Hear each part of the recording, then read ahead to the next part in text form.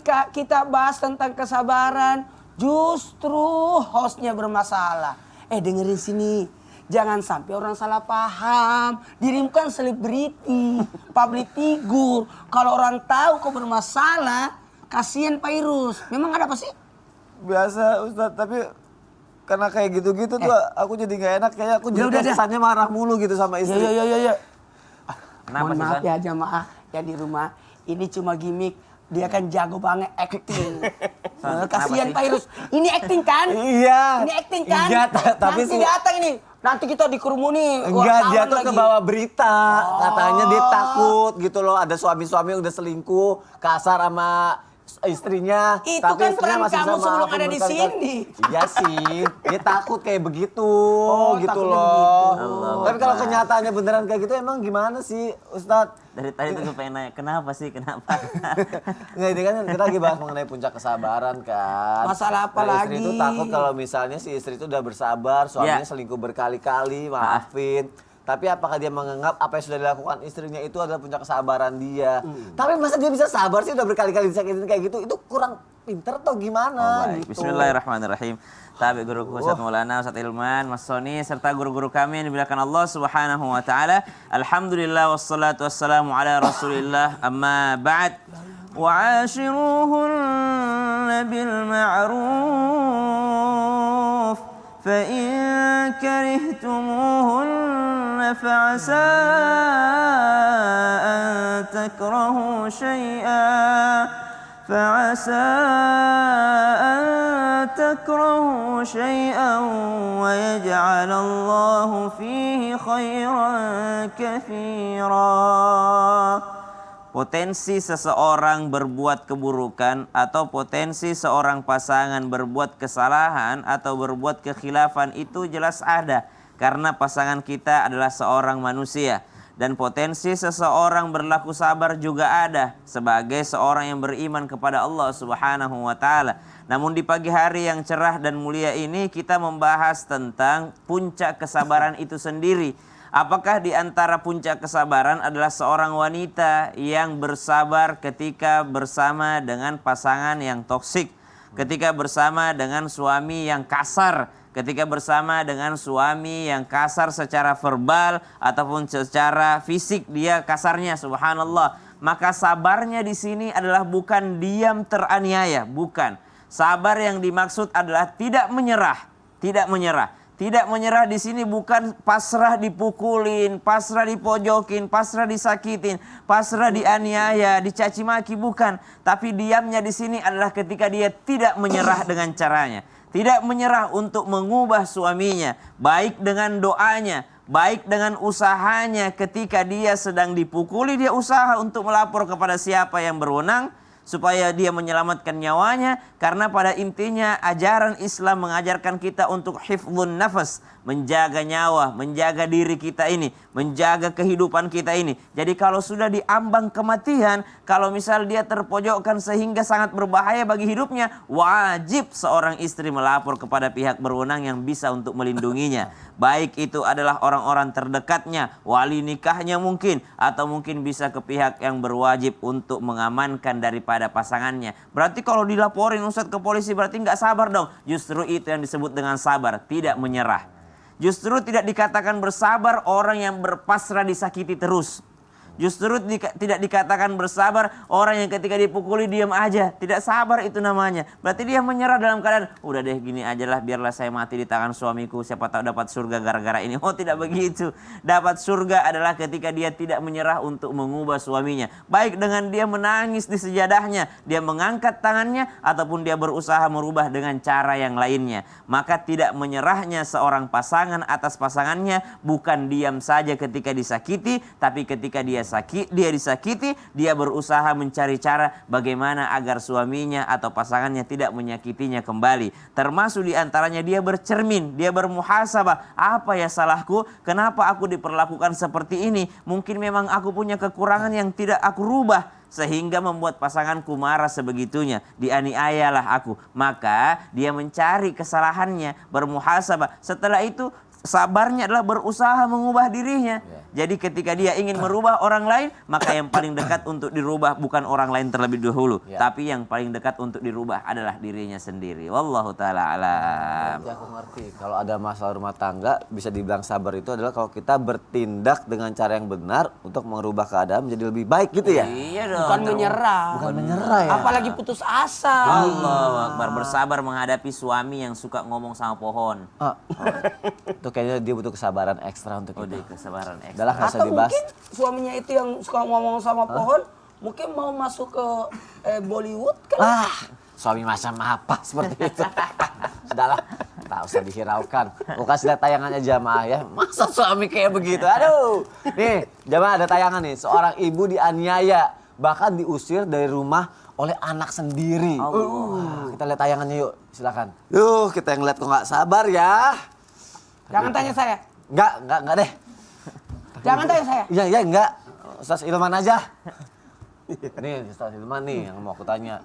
Iya. Ibu itu bisa sabar ya? Allah. Anaknya kayak gitu sifatnya. Masya Allah. Apakah ibu itu punya merasa kalau itu adalah puncak kesabaran tertingginya gitu? Emang ibu itu tidak bisa bertindak ya Ustaz Ilman ya? Mungkin balas marah, ngusir, balik atau apa? Emang nggak boleh kalau kayak gitu orang tua? Hah? Ustaz Ilman, penjelasannya nih Ustaz. Iya. Saya jadi nggak sabar. Ya, Masya Allah, Gimana ya, Masya Ustaz, Allah. ya? Ustaz Syah mohon izin, Ustaz Maulana, Mas Soni. Oh. Jamaah Islam itu indah yang dicintai Allah. Puncak kesabaran selanjutnya yang harus dihadirkan adalah kesabarannya orang tua untuk mendidik anaknya. Nah, Termasuk juga puncak kesabaran anak untuk memuliakan orang tuanya. Jadi dua-duanya ini butuh sabar. Pertama, sabarnya orang tua kepada anak. Mohon maaf ya. Anak itu dalam kehidupan berpotensi jadi 4 statusnya. Yang pertama, anak bisa menjadi perhiasan bagi orang tuanya yang membanggakan orang tuanya. Yang kedua, anak bisa menjadi qurrata a'yun, penyejuk hati, penyejuk mata yang bisa menenangkan hati orang tuanya. Dan kita berharap anak kita masuk kategori 1 dan 2 ini. Tapi mohon maaf, ada yang ketiga. Seorang anak itu berpotensi menjadi fitnah bagi orang tuanya. Jadi ujian bagi orang tuanya. Mohon maaf, anaknya berbuat salah, itu yang dicari biasanya siapa? Orang tuanya. orang tuanya. Yang ditanya siapa? Orang tuanya. Maka anak berpotensi jadi fitnah bagi orang tuanya. Dan na'udzubillah, ada yang keempat. Seorang anak berpotensi jadi musuh, aduwwul lakum, bagi orang tuanya. Seperti apa itu musuh? Tadi, yang kasar, yang menakutkan, yang menjatuhkan, yang menjerumuskan. Na'udzubillah min dzalik. Maka orang tua ketika menghadapi anak yang seperti ini, sikap apa yang harus dihadirkan? Betul tadi, sabar itu bukan diam. Sabar itu bukan putus asa. Sabar itu bukan pasrah. Tapi sabar itu apa? Menahan diri dan mengendalikan diri untuk tidak melakukan sesuatu yang dibenci oleh Allah Subhanahu wa taala. Jadi kata kuncinya bukan diam, bukan udahlah, aku mah terima aja. Yang penting aku nggak bisa begitu gitu. Kalau ini anak udah keterlaluan, udah berlebihan, maka orang tua boleh bertindak kepada anaknya. Maka sebelum ini terjadi, ini penting bagi kita orang tua. Pertama, orang tua harus banyak doain anak. Ya, doain anak. Minimal baca doa Rabbana hablana min azwajina wa dzurriyyatina qurrata a'yun waj'alna lil muttaqina imama. Orang tua harus prasangka baik sama Allah. Kenapa? Karena bagaimanapun anak adalah amanah dari Allah Subhanahu wa taala. Yang kedua, setelah mendoakan tentu mendidik. Didik, beri pendidikan yang terbaik. Dan yang ketiga, mengarahkan pada satu kebaikan. Insya Allah, jadi orang tua memang kudu sabar. Karena pahalanya surga. Kalau ringan, pahalanya kipas angin. Atau kulkas 1 pintu. Insya Allah, jadi orang tua tambah sabar. Amin. Atau dikasih sepeda kalau bisa jawab 5 pertanyaan. Ikan apa yang jangan ikan deh, yang lain aja. Tapi senang itu. Apa? Yaudah. Untung ending tausiahnya membuat saya senang. Ya. Daripada bikin marah-marah dari tadi udah, itu. sabar. Kalau gitu sekarang kita bacain aja pertanyaan dari jamaah ya. Aku yang disuruh sabar juga. Sabar juga ya. Bukan cuma aku ya. Yuk kita masuk ke segmen Tanya Dong Ustaz. Kami semua tanya dong Ustaz. Masya Allah, bisa lebih Habis sabar kan, habis nyanyi gitu kan? Bukan, membuat jamaah di rumah jadi sabar karena alhamdulillah akan dibacakan pertanyaannya. Iya, sekarang pertanyaan pertama dari Instagram hamba Allah. Assalamualaikum. Ustadz, saya sedang diuji berupa kehilangan uang. Padahal saya butuh duit itu untuk berobat. Saya udah usaha untuk mencari di mana uang tersebut dan akhirnya saya menyerah. Apakah saya tidak sabar ketika kehilangan duit tersebut, Ustadz? Gimana? Ustadz Maulana. Gini. Mohon maaf kepada semua yang kehilangan. Bersyukurlah kalau kita kehilangan duit. Ya. Karena kita pernah punya duit. Oh, iya. Ada orang tidak pernah kehilangan duit karena memang dia tidak punya duit. Gitu. Udah paham? Udah paham. Ini, ketika orang kehilangan, kirain habis yang itu. pertama yang harus dikembalikan adalah kalimat mengembalikan segalanya kepada Allah. Oke. Makanya ada kalimat innalillahi wa inna ilaihi rajiun. Dan pastikan bahwa ketika kita kehilangan tetap berbaik sangka, bisa jadi uang itu akan bisa menjerumuskan kita dalam keburukan. Mungkin bisa jadi sombong dengan adanya uang. Sehingga Allah menyelamatkan kita dengan apa? Kemungkinan kita pada saat kita ada timbul kesombongan sehingga Allah hilangkan itu. Nah itu. Dan semoga Allah gantikan yang lebih baik. Bukankah rezeki itu bukan hanya materi, tapi bisa jadi kebahagiaan, senyuman, kebersamaan. Dulu waktu banyak duitnya, tidak pernah makan bersama keluarga. Ketika ada kurang duitnya, bersama keluarga supaya jadi irit. Supaya jadi irit, Pak. Kalau banyak uang kan pasti makan di mana, makan di mana. Sekarang biar belajar irit Makan di rumah gitu ya. Kita masak di rumah. Kan ada Oke. teman kita yang selalu posting kalau awal bulan itu pasti makan di mana lah. Restoran. Kalau kalau agak pertengahan atau akhir bulan dia masak di rumah. Iya gitu. Ya, udah deh. Ada teman saya itu. Siapa? Nggak usah bahas. Ya deh. Kita lihat ada postingan Instagramnya. Ya, bukan Ustadz Syam kan? Bukan. Bukan. Manajernya Mas Fadli. Oh, Mas Maul. Oke, disebut lagi. Dari Instagram hamba Allah lagi. Gimana ini? Ceplosan. Mancing sih. Assalamualaikum. Saya selama nikah masih tinggal dengan mertua dan saya dengan suami sama-sama bekerja. Namun mertua saya selalu fitnah saya yang nggak baik dan mertua saya juga tidak menghargai saya sebagai menantu. Padahal saya selalu berbakti kepadanya. Bahkan saat saya hamil, mertua saya malah tidak percaya kalau itu anak saya dan suami. Waduh, saya selalu sabar ketika menghadapi mertua saya. Tapi suami saya malah bilang jangan ngelawan orang tua. Jadi saya harus bagaimana, Ustadz? Sabar. Oke. Sabar. Ustadz Syam boleh dijawab melalui tausiah, Ustadz? Mana Mas Maul nonton lagi. Aduh, Masya Allah. Ya, jangan melawan orang tua, jangan mengajari orang tua. Ini kalimat-kalimat yang menghancurkan mental sebenarnya. Jangan, tidak boleh melawan orang tua, tidak boleh mengajari orang tua. Lalu gimana kalau orang tuanya salah? Siapa yang mau mengingatkannya? Yang lebih tua lagi, siapa yang akan didengarkannya?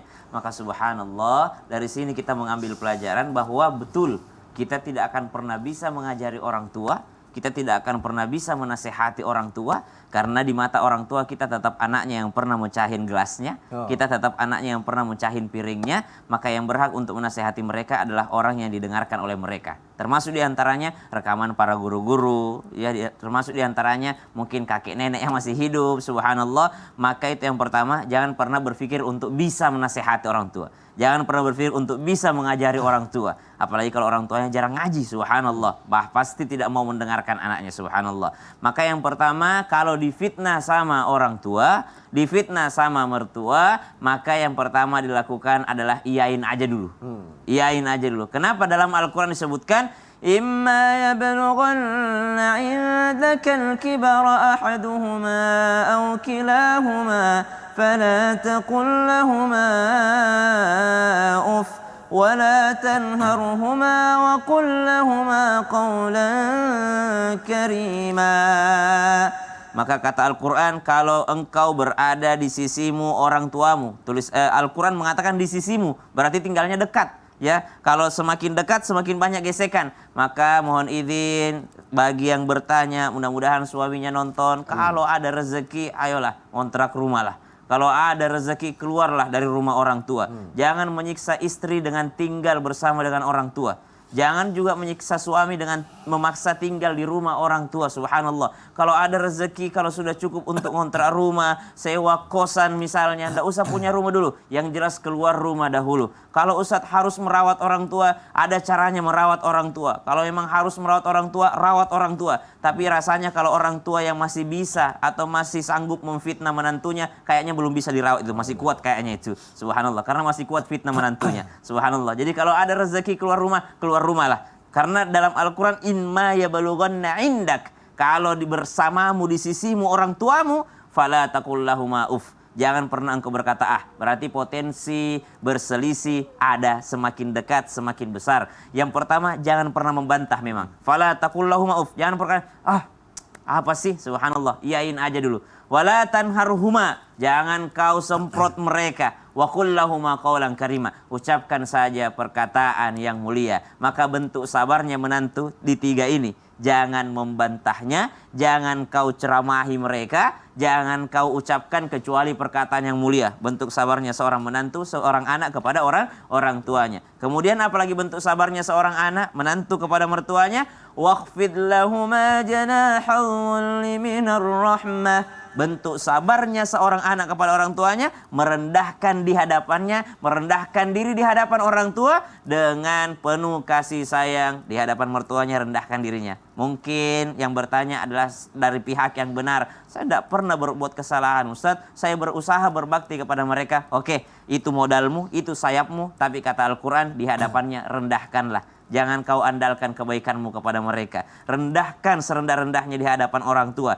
Birrahmah, minar rahmah, dengan kasih sayang. Wakul, dan ucapkan aja, Rabbirhamhuma kama rabbayani shaghira. Sayangi orang tuaku ya Allah sebagaimana mereka menyayangiku di waktu kecilku. Udah, itu adalah bentuk sabarnya seorang menantu terhadap mertuanya. Wallahu taala alam. Gawat.